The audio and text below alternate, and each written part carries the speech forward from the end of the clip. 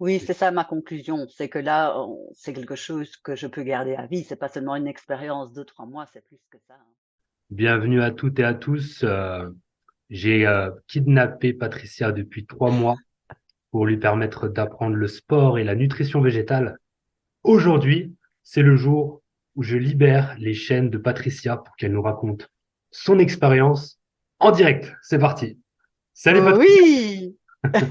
Salut Jérémy. comment tu vas? Eh ben, depuis que je suis libérée, ça va très bien.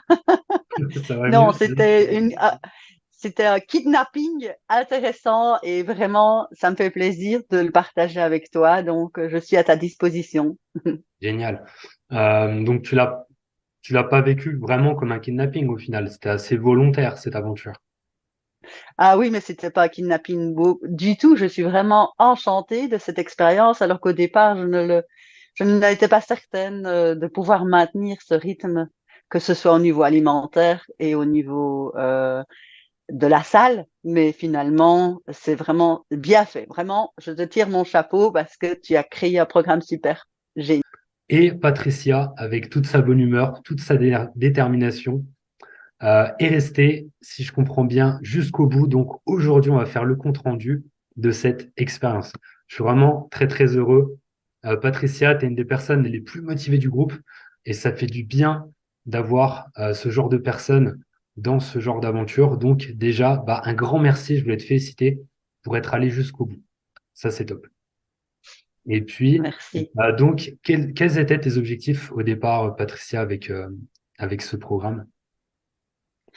C'était déjà le challenge, puisque moi je suis une challengeuse, donc j'adore l'idée de partir 3 mois dans une aventure où tous les jours je cuisinerais non seulement végétal, ce que je faisais déjà, mais spécifiquement pour le sport, et puis d'aller à la salle, de voir ce que j'étais capable, ce que mon corps était capable de produire, si j'allais récupérer assez vite. Enfin voilà, il y avait tout un tas de questions vraiment qui me passionnaient de rencontrer et de vérifier.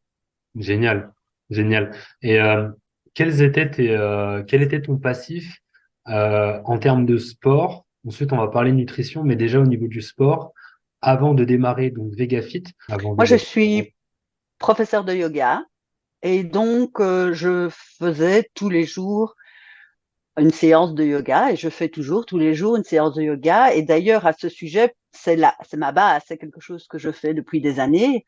Et donc, à ce sujet, je craignais que mon entraînement en salle fasse que j'ai des courbatures ou que je perde de la souplesse. Tu sais, il y a tout un tas de choses Oui, bien sûr. euh, qui tourne quand on va en salle, on gagne du muscle, mais on perd sa souplesse. Donc voilà, moi, c'est quand même ma base. Moi, le yoga, je suis yogi et être yogi, ça veut dire non seulement faire du yoga, mais être vraiment pleinement dedans, vivre avec les préceptes de yoga. C'est différent hein, que de faire simplement 1 heure d'entraînement par semaine au niveau du yoga.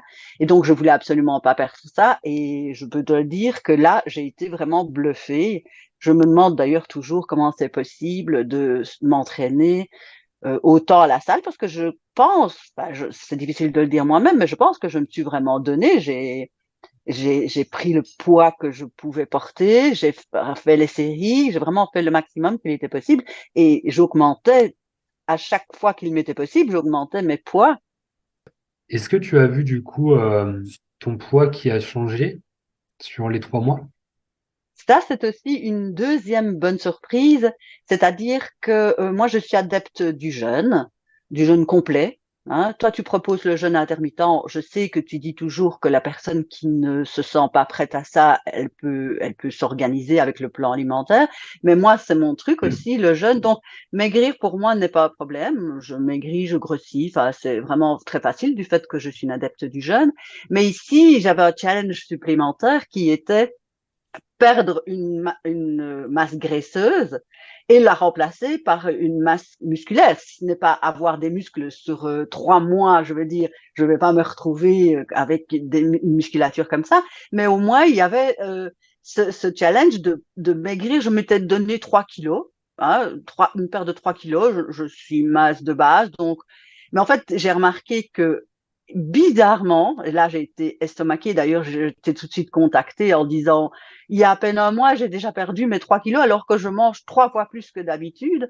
Et tu m'as bien expliqué, tu vas peut-être le réexpliquer là, mais tu m'as bien expliqué que c'était normal. Et là, au bout des 3 mois, je m'aperçois qu'en fait, ma silhouette s'est affinée, mais il y a des galbes qui sont arrivées. Si pas vraiment une masse musculaire impressionnante vue de l'extérieur, mais moi, quand je me regarde, il y a des traits que je retrouve dans mon corps qu'il n'y avait pas avant. Donc, par rapport à maigrir, voilà, ça c'était aussi un deuxième point qui est vraiment extraordinaire pour moi, c'est de se dire tu manges plus et tu maigris quand même, mais seulement c'est la masse graisseuse qui s'en va par rapport à la masse musculaire. Ouais, c'est Voilà. super. C'est super. Quel âge tu as, Patricia? Moi, j'ai passé 50 ans. Il y a un moment donné où le nombre des années, il vaut mieux pas le dire, c'est moins sexy. Donc, on va rester sur passer 50 ans. Voilà. Donc, il semblerait qu'à passer 50 ans, la ménopause, enfin, tout un tas de choses circulent à ce sujet-là. On ne sait pas se muscler, on ne sait pas maigrir. Enfin, voilà. Ce qui Ouais, bien est, sûr. C'est pour ça ce que je qui te est pose, vraiment faux. c'est pour ça que je te pose la question parce que c'est une évidence, tu vois, mais plus on avance dans les années et plus c'est compliqué de maintenir, on va dire, une santé facilement parce que bah, on a tendance à devenir un peu feignant, tu vois, ça c'est une évidence. Il y a beaucoup de personnes qui ne font plus rien, passer 40, 50 ans, qui vont se contenter de la facilité de la vie, qui vont penser apéro, qui vont penser repas. Donc, bien évidemment, ça aide pas. Et au-delà de ça, il y a toutes ces croyances, mais qui sont pas non plus totalement infondées. Toutes ces croyances qui vont dire que bah, c'est impossible d'être en forme, passer, par exemple, pourquoi pas 50 ans, pour revenir sur ton exemple. On va dire que c'est impossible, mais très souvent, on se base sur la globalité de la population. Bien évidemment que ça paraît impossible, puisque combien de personnes font vraiment l'effort, tu vois? Combien de personnes essaient vraiment? Donc, on va se baser sur des gens qu'on prend en exemple qui ne font absolument rien ou quasi rien au quotidien. Donc, forcément, la bedaine est là.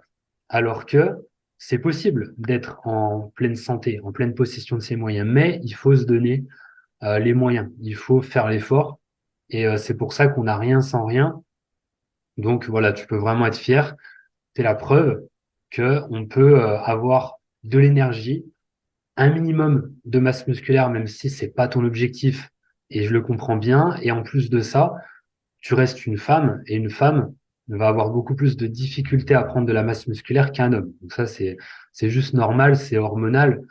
Et donc, simplement, on va dire, avoir le minimum de masse musculaire pour être en bonne santé, pour prévenir les blessures, puisque la masse musculaire permet de corriger des erreurs de posture, le mal de dos, toutes ces choses-là. Il faut pas penser que c'est simplement en étant fin, en étant, on va dire, sans surpoids, qu'on ne va pas avoir de douleur. Ça, tu vois, j'en parle un petit peu comme ça parce que j'ai ça en tête.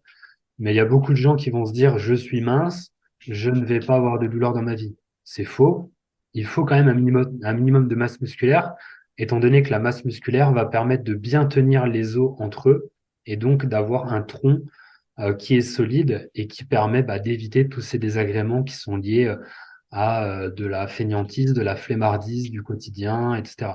Donc ça, c'est super. Vraiment, tu peux être fier de toi, Patricia.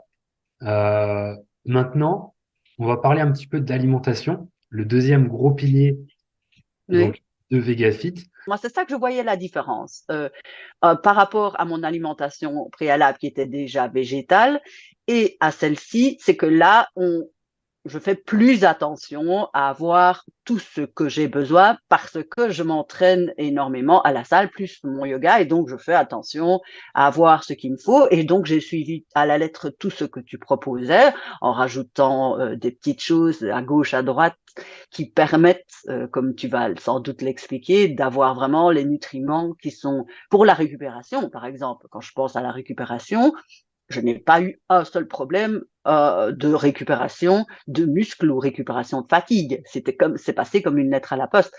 Peut-être que c'est ton plan alimentaire qui permet ça. Cette question est ouverte, on n'en sait rien, tu vas pouvoir le dire toi-même.